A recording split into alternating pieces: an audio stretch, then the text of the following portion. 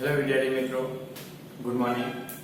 હવે જોઈએ આપણે આમનોંધની અંદર જે વસેક સહિતના વ્યવહારો જોતા હતા માં લાસ્ટ જે વિડિયોની અંદર દાખલા નંબર 16 સ્વાધ્યાયનો દાખલા નંબર 16 હતો। એની અંદર તમારા માલ અને મિલકત અને એકાદ વ્યવહાર તમારો ખર્ચનો આવ્યો હતો।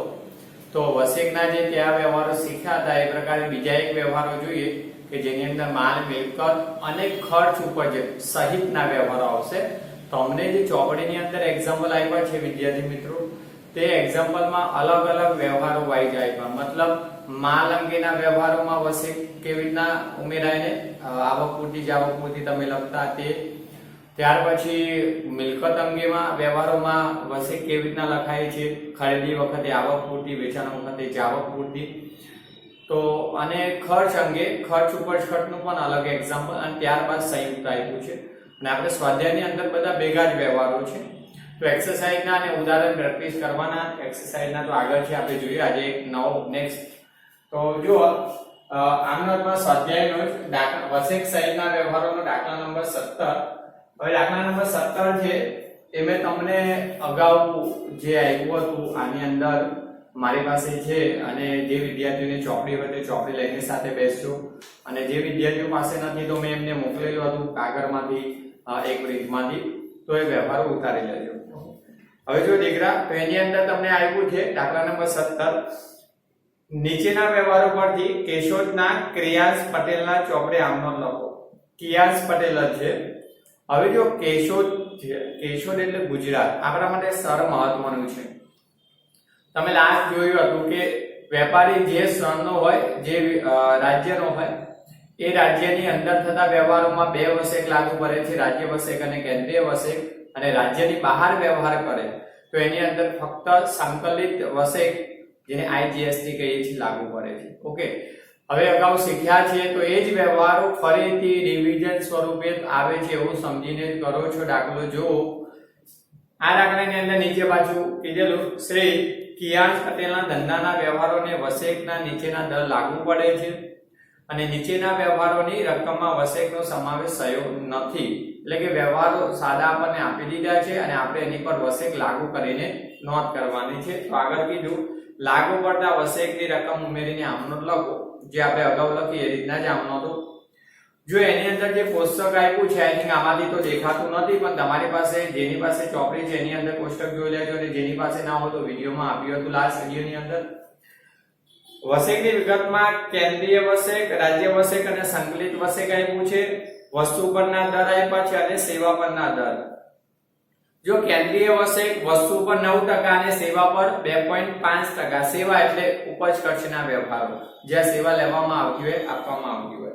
રાજ્ય વસેક વસ્તુ પર 9%, સેવા પર 2.5%, અને સંકલિત વસેક આઈજીએસટી વસ્તુ પર 18% અને સેવા પર 5%। વિદ્યાર્થી મિત્રો, આ તો તમારા સ્ટડી માટે અભ્યાસમાં આવેલા વ્યવહારોમાં વસેકના દર છે। વ્યવહારની અંદર વાસ્તવિક દર છે ને વસેકના જીએસટી ના એ અલગ છે, અને દર સરકાર પર આધારિત છે। સરકાર એ માળખામાં દર બદલે વસ્તુ પરના, તો ટેક્સમાં વધઘટ થાય એટલે ટકાવારીમાં વધઘટ થાય। ઓકે, આ આપણા જે જાણકારી માટે જ આપેલા દર છે। આના પછીના જે સમયમાં આવે તો નવા બદલાઈ શકે, એટલે તમારે તો ચોપડીમાં આપ્યા હોય, એક્ઝામમાં આપ્યા હોય તે લેવાના, તમારે બીજું લાંબુ વિચારવાનું નથી। ઓકે, જોઈએ દીકરા, 2019 નીચે એમ પુસ્તકની નીચે 2019 મે એની 1 તારીખ, તો મે મહિનાની પહેલી તારીખનો વ્યવહાર જોઈએ। સુરતના સાવન પટેલ પાસેથી ₹40,000 માં 10% વેપારી વટાવે અને 10% રોકડ વટાવે ખરીદ્યો। પહેલા દીકરા જોજો, સુરતના સાવન પટેલ એટલે કે જે વેપારી પાસેથી માલ ખરીદ્યો એ સુરતના છે, એટલે ગુજરાતની અંદરના છે, અને કેશોદના છે જે ગુજરાતના કિયાંશ, એટલે તમે પોતે ધંધાના માલિક, તમે કિયાંશ પોતે છો, એ રીતના જ અર્થઘટન કરવાનું। મેં પહેલા શરૂમાં પણ તમને કીધું, જ્યારે પણ એકાઉન્ટની અંદર આપણે કોઈ પણ વ્યવહારનું અર્થઘટન કરતા હોય ત્યારે પોતે જ માલિક છે એવી રીતના અર્થઘટન કરજો તો સરળ પડશે। ઓકે, હવે તમે જે કોને પાસેથી, સુરતના સાવન પાસેથી માલ ખરીદ્યો એ ગુજરાતની અંદરનો જ વ્યવહાર થયો, બંને વેપારી ગુજરાતના છે, તો આની અંદર બે વસેક લાગુ પડે છે। ઓકે, રાજ્ય વસેક અને કેન્દ્રીય વસેક। માલ ખરીદ્યો તો માલની આવક તો આવક પૂરતી, ખર્ચ પેટે ચૂકવવાની જ હોય એટલે ઉધાર કરવી પડશે. પણ દીકરા જો આ વ્યવહાર રોકડ કે શાક એ જોવું જરૂરી છે. રોકડ વટાવ આપ્યો છે એટલે રોકડ વ્યવહાર બનતો નથી. રોકડ વટાવે ખરીદ્યો અને નાના રોકડા ચૂકવ્યા હોય ત્યારે જ રોકડ વટાવ ગણાય. મતલબ મેં લાસ્ટ વિડિયોની અંદર કીધું રોકડ વટાવ એક પ્રોત્સાહન છે. જો તમે નાના ચૂકવો તો જ એનો લાભ મળે, નાના ન ચૂકવો તો મળતો નથી. આ એક શરત છે. ઓકે, તો આ ખાલી ઉધાર વ્યવહાર છે, રોકડ વટાવ ગણાય નહીં, અત્યારે નોંધાય પણ નહીં. ઓકે, તો વેપારી વટાવ બાદની ચોખ્ખી ખરીદી નોંધવાની થશે. તો એની નોંધ કરી જુઓ. ખાના જો એના રીતે મને આપણા આમ નોંધના તારીખ વિગત છાપા ઉધાર શ્રી ગિરીશ પટેલની આમ નોંધ, એમાં 2019 મે 1 તો પહેલો તારીખ 1 નો વ્યવહાર ખરીદ્યો છે માલ, તો માલ ધંધામાં આવે, માલ આવે તો ખરીદ ખાતે ઉધાર. જે આપણે અત્યાર સુધી આ બધા વ્યવહારો ખરીદીના શીખતા આવ્યા. ખરીદો એટલે માલ મિલકતનો નિયમ, આવે તો ઉધાર. હવે દીકરા આ ગુજરાતની અંદર હતો એટલે 2 વસેક લાગુ પડે, અને માલ ખરીદાય એટલે માલની આવક, તો આવક પૂરતી વસેક લખાય. તો જુઓ, આવક પૂરતી કેન્દ્રીય વસેક ખાતે ઉધાર. બીજું, આવક પૂરતી રાજ્ય વસેક ખાતે ઉધાર. ઓકે, અને ઉધાર વ્યવહાર છે, તમે નાના ચૂકવ્યા નથી, તો વેપારી લાભ આપનાર કોણ? સાવંત પટેલ પાસેથી ખરીદ્યો, તો સાવંત પટેલ તમને ધંધામાં લાભ આપનાર, તો સાવંત પટેલ ખાતે. ઓકે, જો દીકરા ચોખ્ખી ખરીદી નોંધી લેવાની એટલે 40,000 ના 10% વેપારી વટાવ, તો કેલ્સી પર કરી લેજો. 40,000 ના 10% એટલે 4,000 થયા, તો 4,000 બાદ કરી લો. 10% વેપારી વટાવ, તો 40,000 માંથી 4,000 બાદ થાય એટલે 36,000 ની તમારી ચોખ્ખી ખરીદી. ઓકે, હવે આ 36,000 પર વસ્તુ પર ઉપર જુઓ, કેન્દ્રીય વસેક 9% છે. જો 40,000 ગુણ્યા 10% બાદ કરી દીધા 36,000.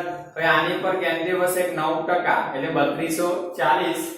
36,000 ના 9% 3240 કેન્દ્રીય વસેક. અને રાજ્ય વસેક પણ કોષ્ટકની અંદર જોઈ લો, એ પણ તમને 9% છે, સરખો જ હોય 0.40. ટોટલ કરી લઈએ 3240 અને 36,000 એટલે કે 42,480.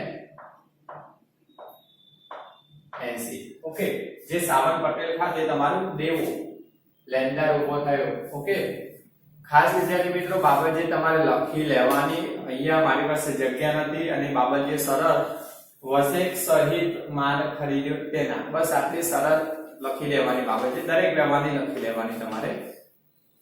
આગળ જોઈએ, જો તારીખ 3 તારીખનો વ્યવહાર છે. અમરાવતી કૌંસમાં આપી દીધું. અમરાવતી આમ તો આંધ્રપ્રદેશમાં પણ છે, અહીંયા મહારાષ્ટ્રનું છે. તો અમરાવતી મહારાષ્ટ્રના આયુષ શાહ પાસેથી 30,000 નો માલ 10% વેપારી વટાવે ખરીદ્યો, નાના ચેકથી ચૂકવી આપ્યા. તમે માલ ખરીદ્યો, નાના ચેકથી ચૂકવી દીધા, એટલે આ તમારો રોકડ વ્યવહાર થયો, રોકડ ખરીદી. પણ આ વેપારી ક્યાંનો છે જુઓ, તો અમરાવતી મહારાષ્ટ્ર. મહારાષ્ટ્ર એટલે ગુજરાત બહારનો વેપારી, અને ગુજરાત બહારનો વેપારી હોય તો એક જ સંકલિત વસેક લાગુ પડે, IGST. ઓકે, તો બસ આના આ જ આમ નોંધ હતી, પણ અહીંયા 2 વસેકની જગ્યાએ 1 વસેક, અહીંયા રોકડ વ્યવહાર છે એટલે બેંક શિલ્લક ઘટે. તમે નાના ચેકથી ચૂકવ્યા છે ને, તો તમે ચેકથી ચૂકવો, તમારી બેંક શિલ્લક ઘટે. બેંક શિલ્લક ધંધામાંથી ઘટે એટલે જાય તો જમા. તો ખરીદ ખાતે ઉધાર,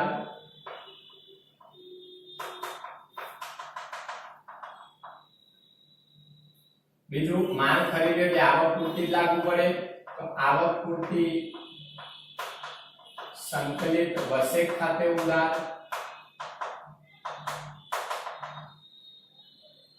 તે નાના ચેકથી ચૂકવ્યા એટલે તમારી ધંધાની બેંક શિલ્લક ઘટે, બેંક શિલ્લક ઘટે જાય તો જમા. તો જુઓ રકમ 30,000 ના 10% વેપારી વટાવ. 30,000 ના 10% વેપારી વટાવ એટલે 3,000 થાય. કેલ્સી પર કરજો, 3,000 બાદ કરો એટલે ચોખ્ખી ખરીદી કેટલી આવે? 27,000. ઓકે, હવે આ 27000 પર કેટલા ટકા સંકલિત વસેક જોઈ લો કોષ્ટકમાં વસ્તુ પર 18% છે તો આ 27000 પર 18% ઇન્ટુ 18 ઓકે 4860 પ્લસ કરી લઈએ તો 31860 રૂપિયા તમે ચેક થી નાના ચૂકવો છો તમે ચેક થી નાના ચૂકવે તો એકલી ખરીદીની રકમ નહીં લખતા ટેક્સ સહિત જીએસટી સહિત ચેક થી નાના ચૂકવાય ઓકે બાબતજી લખી દેજો દીકરા આગળનો જોઈએ 5 તારીખ 5 તારીખનો વ્યવહાર કે છે અમદાવાદના અંશ અવસ્થીને ₹50000 નો માલ 10% વેપારી વટાવે વેચ્યો અડધી રકમ ચેક થી મળી જોજો હવે અડધું રોકડ વેચાણ છે ને અડધું શાક વેચાણ તમે માલ વેચો અને બીજું કે અમદાવાદના અવસ્થી એટલે ગુજરાતની અંદર જ વેચાણ છે અને ગુજરાતની અંદર વેચાણ હોય તો બે વસેક કેન્દ્રીય વસેક અને રાજ્ય વસેક તો જો આપણે વેચાણ લખીએ આપણે દીકરા ચોખ્ખું પહેલા તમારો માલ કેટલાનો છે તો અહીંયા વેચાણ કિંમત 50000 એમાંથી 10% વેપારી વટા તો માઈનસ 10% વેપારી વટા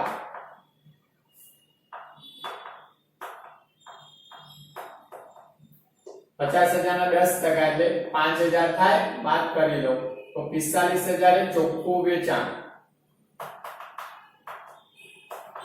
ઓકે આ ચોખ્ખું વેચાણ ખાતે 45000 થી નોંધ થશે ઓકે આગળ શીખ્યા છીએ હવે કીધું અડધી રકમ ચેક થી મળી છે તો જો અડધો રોકડ ને અડધો શાક 50% ચેક થી અડધો શાક ઓકે 45000 ના 50% એટલે 22500 થવા જોઈએ 22500 ને 22500 ઓકે બસ હવે આની પર તમારી બીજી કોઈ રોકડ વટાવ છે નહીં એટલે પ્રશ્ન નથી ઓકે રોકડ વટાવ નથી ચલો દીકરા તો જુઓ તમારે આ વ્યવહારની નોંધ કરવાની છે તમે માલ વેચો અડધી રકમ ચેક થી મળી તો બેંક સિલક વધે આવે તો ઉધાર તારીખ 5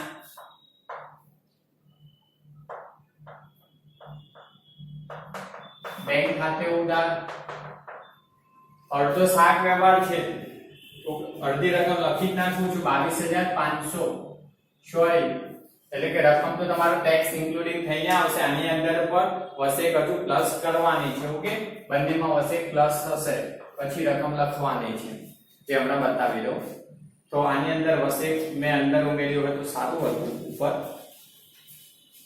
જુઓ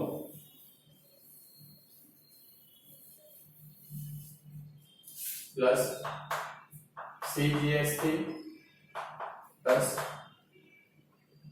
SGST એટલે આ કેન્દ્ર વસેક 9% અને રાજ્ય વસેક 4050 તો 45000 ના 9% આ પણ 4050 થાય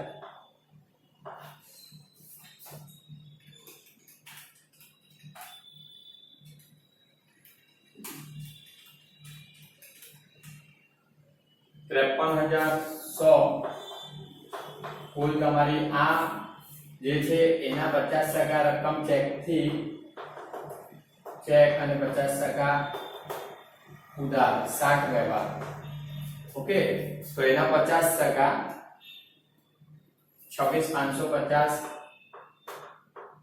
તો આ પણ 50% 26,550 ઓકે એટલે ટેક્સ ઇન્ક્લુડિંગ કરી લેવાનો ટેક્સ સહિત જો દીકરા બેંક ખાતે અડધી રકમનો ચેક એટલે 26,550 તમને ટેક્સ સહિત મળે હવે અડધો શાક વ્યવહાર છે તો જે વ્યક્તિને માલ વેચ્યો એ લાભ લેનાર કોને વેચ્યો છે અંશ અવસ્થીને તો લાભ લેનાર ખાતે ઉધાર તો અંશ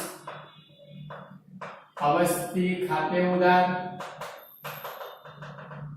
ઓકે અને માલ વેચ્યો ધંધામાંથી માલ જાય તો વેચાણ ખાતે જમા અંશ અવસ્થી ખાતે રકમ લખી નાખું અડધી જુઓ 26,550 બીજું દીકરા વેચાણ તો ચોખ્ખું વેચાણ કેટલું વેપારી વત્તા ભાગ 45,000 તો વેચાણ ખાતે 45,000 હવે ગુજરાતની અંદર જ અમદાવાદમાં માલ વેચો અમદાવાદના છે તો એની પર બે ટેક્સ લાગુ પડે કેન્દ્રીય અને રાજ્ય હવે માલ વેચતી વખતે કયો વસેક આવે જાવક પૂરતી તો તે જાવક પૂરતી કેન્દ્રીય વસેક ખાતે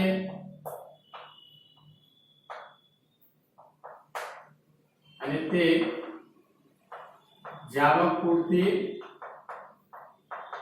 રાજ્ય વસેક ખાતે ઓકે જો કેન્દ્રીય વસેક કેટલી હતી 9% 45000 ના 9% કર્યું તો 4050 અને રાજ્ય વસેક પણ 9% એટલે કે 4050 જ થાય ઓકે બાબત જે લખી લેજો બસ આ ખાસ આ પ્રકારના વ્યવહાર જો અડધો રોકડ ને અડધો શાક થાય તો આના બે ભાગ પડી જાય ટેક્સ સહિત ઉમેરીને ઓકે ચલો આ જવા દઉં છું લખી લેજો જેને જોઈએ ગણતરી તો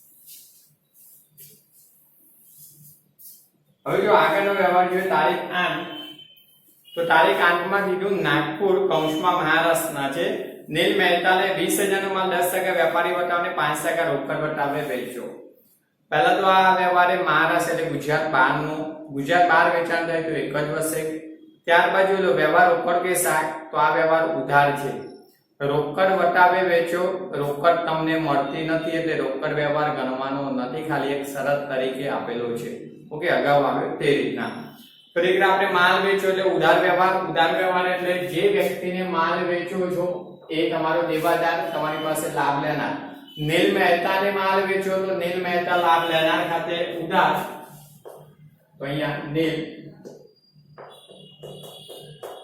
મહેતા ખાતે ઉધાર ઓકે અને માલ વેચ્યો છે તો તે વેચાણ ખાતે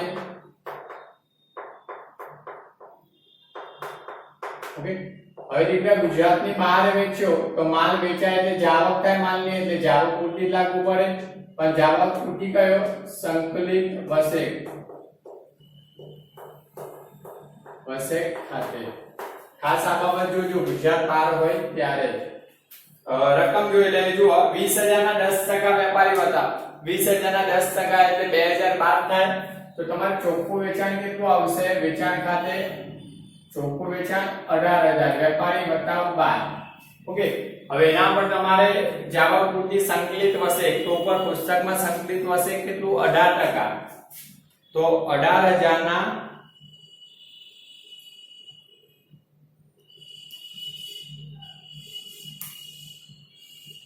આંટ્રો બગડેલો છે આવી ગયો 18000 ના 18% પાછો 18 જ આવ્યો એમાં પણ ટકા 3240 દીકરા તો કે સંકેત વસેક 18% લે કે 3240 પ્લસ કરી લો 21240 જે તમારું લેણું થયું નીલ મહેતા પાસે આ શાક વેચાણ હતું ઓકે ત્યાર પછી જોઈએ 11મી તારીખનો વ્યવહાર 11મી તારીખનો ખાસ સુરત જો 11મી તારીખમાં સુરતના સાવન પટેલને 1/4 ભાગનો માલ પરત કર્યો વસેકની પ્રમાણસર રકમ મજરે મળી હવે પરતના વ્યવહારોમાં એના એ જ વસેક જમા ઉધાર થશે જોજો હવે સુરતના સાવન પટેલ તો તારીખ 1 તારીખમાં જો આપણે એની પાસેથી ખરીદ્યો હતો સાવન પટેલ પાસેથી માલ ખરીદ્યો હતો હવે આ માલમાંથી ચોખ્ખી રકમ યાદ રાખવાની ખરીદ કિંમત કેટલી 36000 એમાંથી 1/4 ભાગનો માલ આપણે પરત કરીએ અને વસેકની રકમ મજરે મળી હવે તમે માલ પરત કોને કરો છો સાવન પટેલને તો સાવન પટેલ તમારી પાસે લાભ લેના ઓકે મજરે આપો એટલે બે બંને વસેક હવે તમારે જમા લેવાની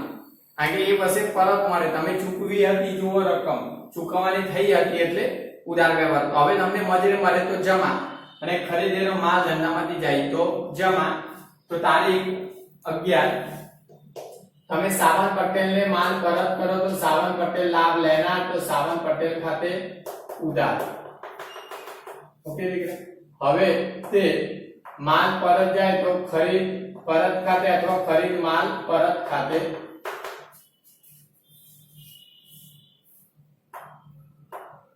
ખરીદ માલ પરત ખાતે ઓકે બીજું વસેક હવે મજૂરી આપવાની તો આવક પૂરતી હોય તો આવક પૂરતી વસેક જ લખવાનું અહીંયા જાવક પૂરતી લખતા નહીં આવક પૂરતી કેન્દ્રીય વસેક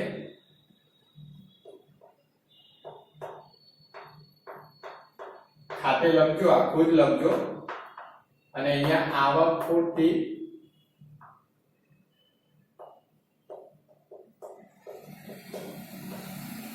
રાજ્ય વસેક ખાતે જો દીકરા પહેલા માલની ચોખ્ખી રકમ તો તમે 36,000 નો ચોખ્ખી ખરીદી કરી એનો 1/4 ભાગ તો 36,000 ગુણ્યા 1 ભાગ્યા 4 એટલે 9,000 નો માલ તો ખરીદ માલ પરત 9,000 આ 1/4 રકમ આવી ગઈ 9,000 નો માલ પરત કર્યો હવે એના પર ગુજરાતનો હતો તો આ કેટલા ટકા 9% વસેક લાગુ પડતી કેન્દ્રીય અને રાજ્ય તો ગુણ્યા 9% કરી લેવાના 810 તો કેન્દ્રીય વસેક 810 અને રાજ્ય વસેક પણ 810 9,000 ના 9% કરી લેવાની બંને વસેક પ્લસ કરી લો 800 ને 800 1620 અને પ્લસ 9,000 એટલે કે 10,620 10,620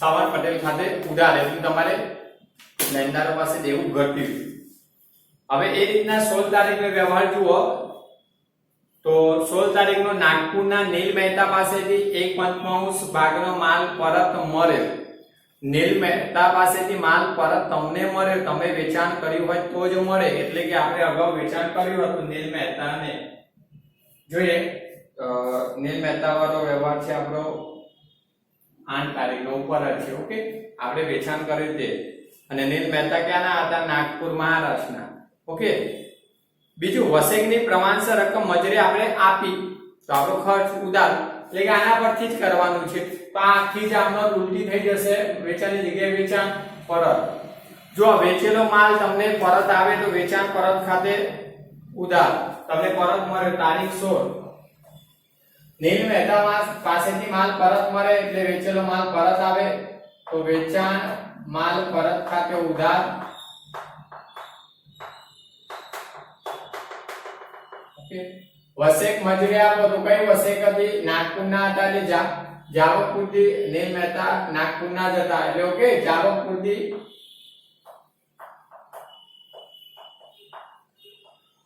સંકલિત વસેક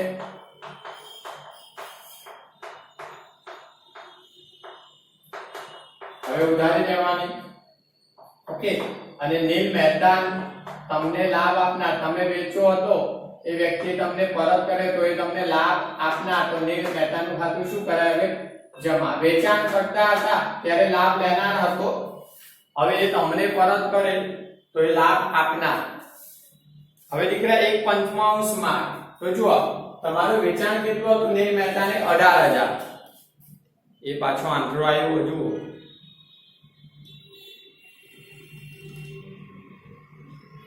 18,000 ના 1/5% ગુણ્યા 1 ભાગ્યા 5 એટલે 3600 રૂપિયાનો થયો માલ પરત આવ્યો તો 1/5 રકમ વેચાણ પરત માલ આવ્યો તે હવે એના પર કેટલા જાવકપુરતી વસેક સંકલિત વસેક હતી દીકરા તો સંકલિત વસેક કેટલા ટકા હતી 18% હતી ઓકે તો આના 18% પાછો 18% જ આવ્યું ટકાવારીમાં પણ તો એના 18% કરી લો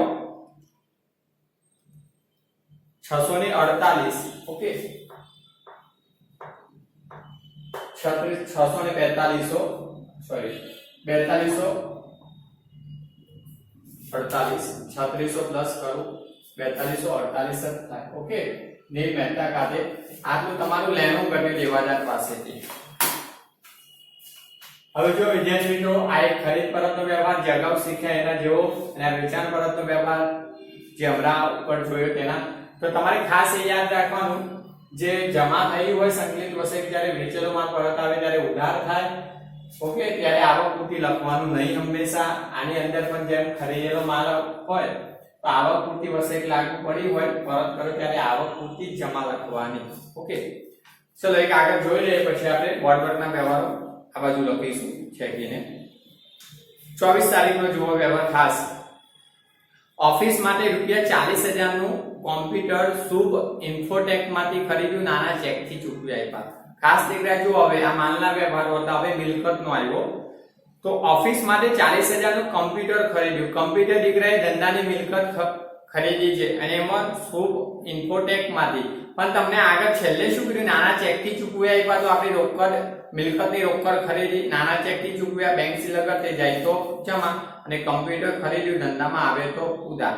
હવે મિલકત એટલે વસ્તુ પરનો કર લાગુ પડે, વસ્તુ પરનો કર. હવે જુઓ આ વ્યવહારમાં તમને સૂચના નથી આપી કે તમે આ શુભ ઇન્ફોટેક ક્યાંની છે, ગુજરાતની કે ગુજરાત બહારની.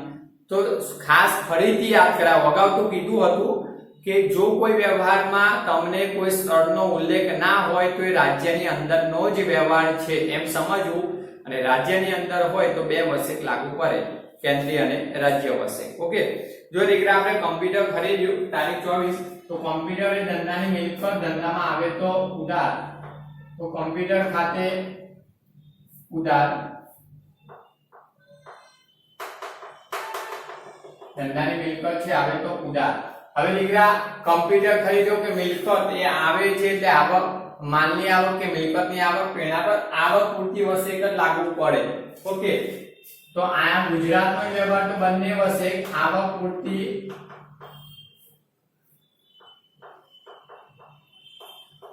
કેન્દ્રીય વસેક,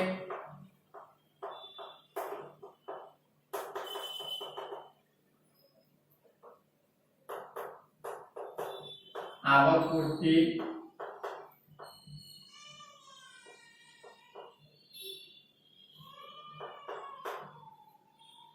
રાજ્ય વસેક ખાતે ઉધાર.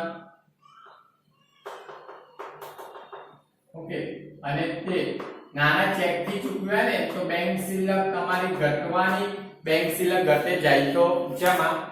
હવે કોમ્પ્યુટર ખરીદ્યું તો મિલકતની કિંમત કેટલી, 40,000 નું ખરીદ્યું તો મિલકત ખાતે 40,000. ઓકે, હવે આ 40,000 ની મિલકત છે એની પર વસ્તુ પરનો ટેક્સ લાગુ પડે. તો આવક પૂરતી કેન્દ્રીય વસેક 9% છે. તો 9 × 36 એટલે 3600 રૂપિયા. તમે કેલ્સી પર કરજો, 40,000 ના 9%, રાજ્ય વસેક પણ 40,000 ના 9% એટલે 3600. ઓકે, હવે તમે નાના ચેક થી ચૂકવ્યા, મિલકતની કિંમત અને ટેક્સ સહિત બંને, તો 40 ને 36 તો 7200 અને 40 એટલે 47,200 આવશે. તમારે પ્લસ કરવાનું, કેલ્સી લઈને. ઓકે, બાબત જે લખી લેજો, વસેક સહિત કોમ્પ્યુટર ખરીદ્યું અથવા મિલકત ખરીદી તેના. હવે જો દીકરા આટલામાં આવ્યો નથી તો ખાસ વિદ્યાર્થી મિત્રો એક કે તમે આ ત્રણ વ્યવહારો લખી લો. બાકી આગળ કેટલા વધે છે, 3 30 31 ના 2 એટલે 3 વ્યવહાર વધે છે. હું અહીંયા ગણી લઉં, પછી આપણે ટોટલ કરી લઈશું. તો બસ આ વ્યવહારો આ બોર્ડવર્કના લખી લો. ટોટલ હું ઉપર લખી દઉં છું, જમાનું કે ઉધારનું કરીને જમાનું કરી લો. 42,470 લખું છું, 80 જગ્યાએ 222. ઓકે, 31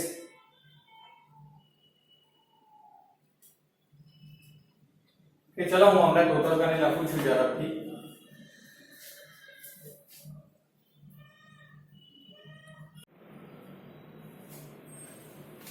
હવે જોયું વિદ્યાર્થી મિત્રો, આપણે અગાઉના આ બાજુના 3 વ્યવહારોનું મેં જે ટોટલ અહીંયા કરીને લખી દીધેલું છે.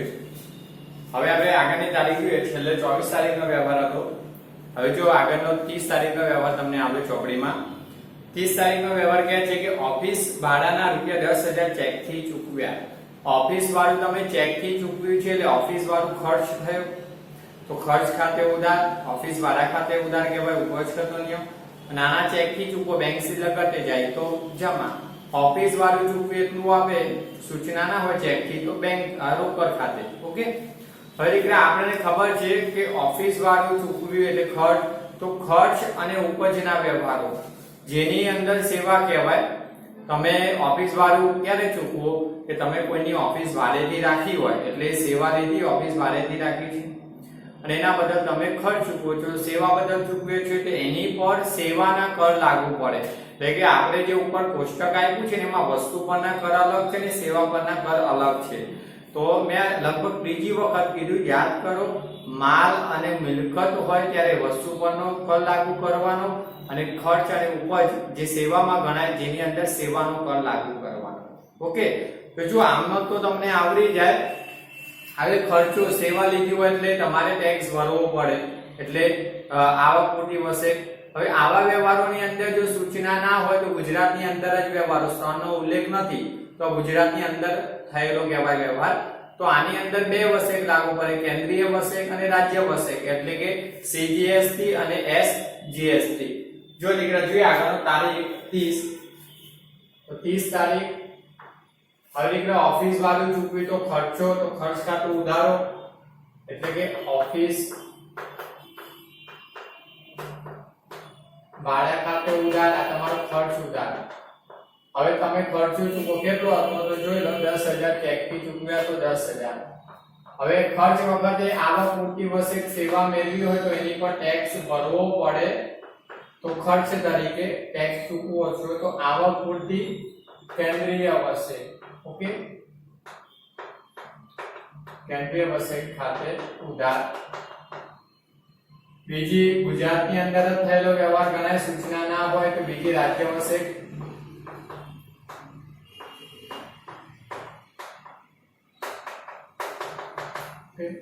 હવે દીકરા આની પર તમારે સેવા કર લાગુ કરવાનો, તો કોષ્ટકની અંદર જો આપેલું છે, અહીંયાથી તો દેખાય નહીં શાયદ, પણ ચોપડીમાં અને જેની પાસે ના હોય તેને ઉતારેલું હોય.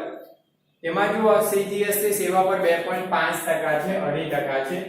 તો 10,000 ના 2.5% એટલે લગભગ 250 જ થાય.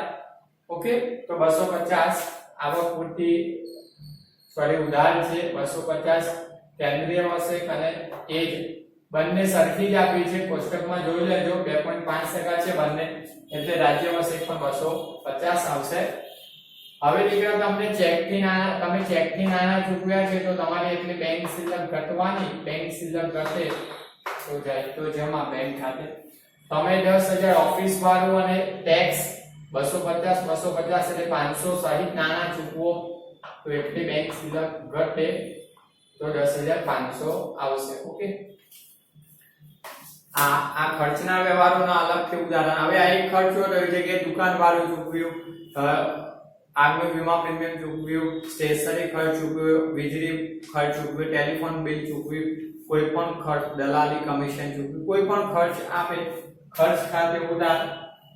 રાજ્યની અંદર હોય તો આવક પૂરતી વસેક ખાતે, અને નાના જે રીતના ચૂકવો, ચેકથી ચૂકવો તો બેંક ખાતે, રોકડથી ચૂકવો તો રોકડ ખાતે. ખાસ વિદ્યાર્થી મિત્રો યાદ રાખજો કે આ પ્રકારના ઉદાહરણ તમને આપ્યા છે, એટલે તમે આ ઉદાહરણ જોઈ તે પ્રકારે ઘણા ઉદાહરણ આપે તો કરી શકો. બીજું, ગુજરાત બહાર માનો કે તમે ઓફિસ ભાડું દિલ્હી હોય અને કે દિલ્હીની અંદર રહેલી ઓફિસો ભાડું ચૂકવ્યું હોય કોઈ વેપારીને, તો તમારે અહીંયા કઈ વસેક આવે, આવક પૂરતી સંકલિત વસેક એકલી એક જ આવશે. ઓકે, 5% એટલે 500 થાય, આના 5% એક જ. જોઈએ દીકરા આગળનો વ્યવહાર બાબત જે લખી રાખજો. 31 તારીખનો વ્યવહાર. 31 તારીખનો વ્યવહાર શું કહે છે કે ગોડાઉન ભાડાના ₹20,000 ચેકથી મળ્યા છે. ગોડાઉન ભાડું તમને ચેકથી મળી તો તમારી આવક થઈ. ચેકથી મળે તો તમે ચેક બેંકમાં ભરવાના, બેંક શિલ્લક વધે, બેંક શિલ્લક વધે તો બેંક ખાતે ઉધાર આવે તો ઉધાર. અને ગોડાઉન ભાડું એ ઉપજ કહેવાય તો ઉપજ કરનો નિયમ, ઉપજ ખાતે જમા. હવે આમાં પણ કયું સ્થળ છે ઉલ્લેખ નથી એટલે ગુજરાતનો વ્યવહાર, તો આની પર પણ 2 વસેક. પણ ઉપજ વખતે તમારી જાવક પૂરતી વસેક, કારણ કે એની સાથે ઉપજ ટેક્સ ઉમેરાય નહીં આવે તો એ જાવક પૂરતી વસેક તરીકે જમા લખાય. ઓકે, જુઓ તારીખ 31, તમને નાના ચેકથી મળ્યા, ચેકથી મળ્યા તો એ તમારી એટલી બેંક શિલ્લક જનતામાં આવે તો બેંક ખાતે ઉધાર. બીજું દીકરા, ગોડાઉન ભાડું તમારી આવક થઈ તો ગોડાઉન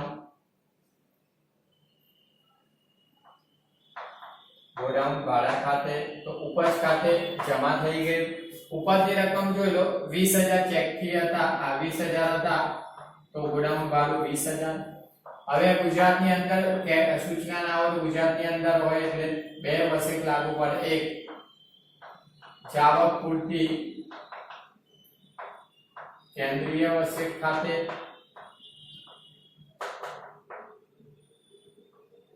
અને બીજું તે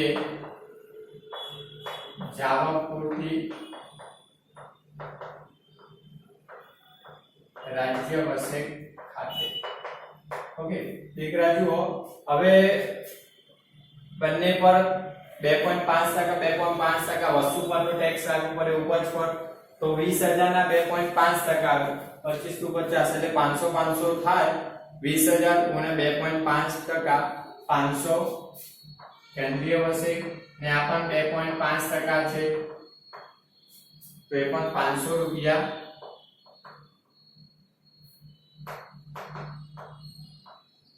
જો ટેક્સ સહિત તમારું 20 અને 500 ને 500 1000 એટલે 21000 નાણાં તમને મળે ગોડાઉન વાળામાં જીએસટી સહિત. ઓકે, બાબત જે લખી રાખજો. શહેરા ગોડાઉન વાળું તમને કે મુંબઈના વેપારી પાસેથી મળે તો બેંક ખાતે ઉધાર, ગોડાઉન વાળા ખાતે જમા, ઉપજ ખાતે. પણ ખાલી બે વસેકની જગ્યાએ અહીંયા લખી દેવાનું જાવક પૂરતી સંકલિત વસેક ખાતે, અને જેનો દર 5% છે આઈજીએસટી તો 5%. ઓકે, એવો આવ્યો. જો 31 તારીખનો બીજો વ્યવહાર આવ્યો. 31 તારીખમાં છેલ્લો વ્યવહાર ભોપાલ, જે મધ્યપ્રદેશ આપ્યું છે એની રાજધાની છે ભોપાલ, તો ગુજરાત બહારનો થયો. ભોપાલ મધ્યપ્રદેશના વેપારી પાસેથી કમિશનના ₹25000 ચેકથી મળ્યા.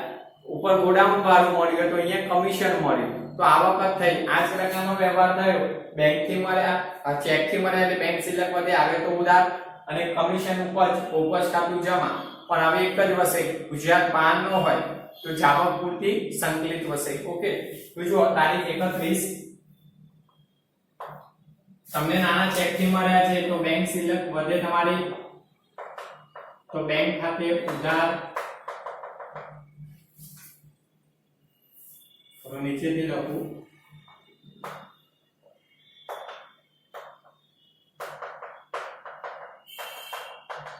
ઓકે, બેંક ખાતે ઉધાર, તે કમિશનના નાણાં મળ્યા તો કમિશન ખાતે જમા, કમિશન ઉપર સહી. ઓકે, જો કમિશન 25000 મળ્યું તો કમિશન ખાતે કેટલી રકમ 25000 જેટલી ઉપર સહી. અને ભોપાલ એટલે ગુજરાત બહારનો હોવાથી એના પર જાવક પૂરતી સંકલિત વસેક લાગુ પડે તો તે સંકલિત વસેક ખાતે. જો આ લાઈન દેખાતી ના હોય શાયદ તો બોલી નાખું. જમામાં બે ખાતા છે, તે કમિશન ખાતે અને તે જાવક પૂરતી સંકલિત વસેક ખાતે. હવે સંકલિત વસેક આઈજીએસટી સેવા પર, કારણ કે આ ભાડું ઉપજ એટલે સેવા કર લાગુ પડે તો સેવા કર 5% છે તો 25000 ના 5%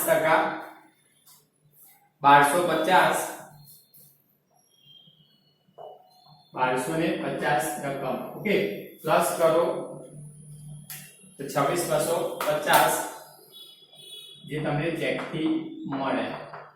ઓકે, બસ વિદ્યાર્થી મિત્રો, આપણા વસેકના વ્યવહારો પૂરા થયા. તો તમારા લગભગ 3 કે 4 ઉદાહરણ છે, બધા થઈને માલના, મિલકતના, ઉપજ ખર્ચના અને એક સંયુક્ત, એમ કરીને 4 છે. પ્રેક્ટિસ કરજો, બધા વ્યવહાર આવડે એવા છે, આવી ગયા. શાયદ એક્ઝામમાં પૂછી શકે, આ 50 ગુણની એક્ઝામ આવશે ને લેશે, જે લોકો તૈયારી રાખજો. ટોટલ કરી લઈએ. ઉપર તો ટોટલ 3 વ્યવહાર અહીંયા તય કરેલું હતું, પ્લસ કરી નાખું તો 1,27,440. ઓકે, હવે જોઈએ plus 10,500 plus 21,000 plus 26,250 plus 21,240 plus 10,620 plus 4248 આંકડો પાછો આવ્યો.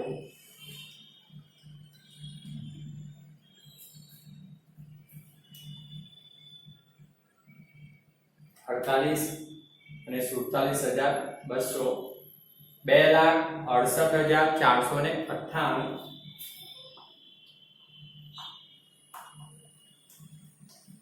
બંને બાજુ 2,68,498.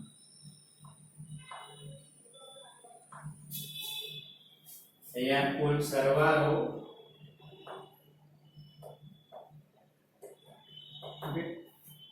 તો વિદ્યાર્થી મિત્રો ટોટલ ફરીથી ચેક કરી લેજો ઉદાહરણનું અને આપણે તેના ઉદાહરણની પ્રેક્ટિસ કરજો. અહીંયા ચેપ્ટર તમારું પૂરું થઈ આમનોનું. હવે એના પછી નેક્સ્ટ આપણે હિસાબી સમીકરણ જોઈશું. ઓકે, તો લખી દેજો.